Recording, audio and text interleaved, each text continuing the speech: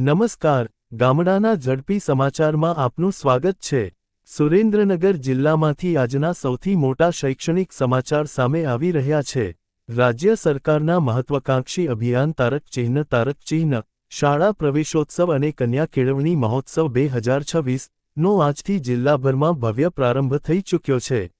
આ જ્ઞાનયજ્ઞ અંતર્ગત સુરેન્દ્રનગરના જોરાવરનગર ખાતે આવેલી પ્રાથમિક શાળા નંબર 8માંથી રાજ્યના નાયબ મુખ્ય દંડક શ્રી જગદીશભાઈ મકવાણાની પ્રેરક ઉપસ્થિતિમાં આ ઉત્સવ ખુલ્લો મૂકવામાં આવ્યો હતો,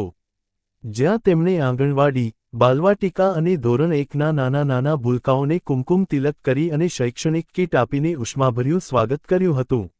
આ પ્રસંગે સંબોધન કરતા નાયબ મુખ્ય દંડકે જણાવ્યું હતું કે વર્ષ 2003માં તત્કાલીન મુખ્યમંત્રી અને હાલના વડાપ્રધાન શ્રી નરેન્દ્રભાઈ મોદીએ શરૂ કરેલા આ સફળ અભિયાનને આજે 23 વર્ષ પૂર્ણ થયા છે, જેના કારણે આજે સરકારી શાળાઓમાં 100% નામાંકન થઈ રહ્યું છે। તેમણે વાલીઓને દીકરીઓના શિક્ષણ માટેની નમો લક્ષ્મી અને નમો સરસ્વતી જેવી યોજનાઓનો લાભ લેવા અને એક પેડ માં કે નામ અંતર્ગત વૃક્ષારોપણ કરવા ખાસ અપીલ કરી હતી। કાર્યક્રમના અંતમાં વિવિધ ક્ષેત્રે ડંકો વગાડનાર તેજસ્વી વિદ્યાર્થીઓનું વિશેષ સન્માન પણ કરવામાં આવ્યું હતું। ગુજરાત સરકારના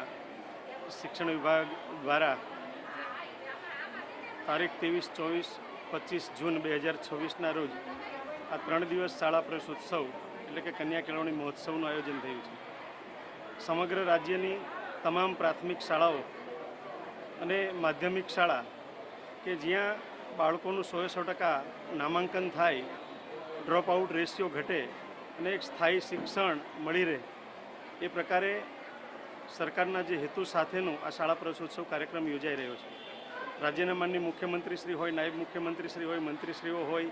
કે IAS, IPS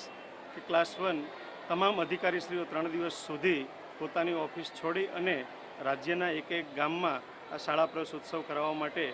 જઈ રહ્યા છે। ગુજરાતમાં 100% સાક્ષરતાનો દર હાંસલ થાય, ડ્રોપ આઉટ રેશિયો 0% થાય, એ માટે દેશના યશસ્વી વડાપ્રધાન અને ગુજરાતના તત્કાલીન મુખ્યમંત્રી આદરણીય શ્રી નરેન્દ્રભાઈ મોદી સાહેબે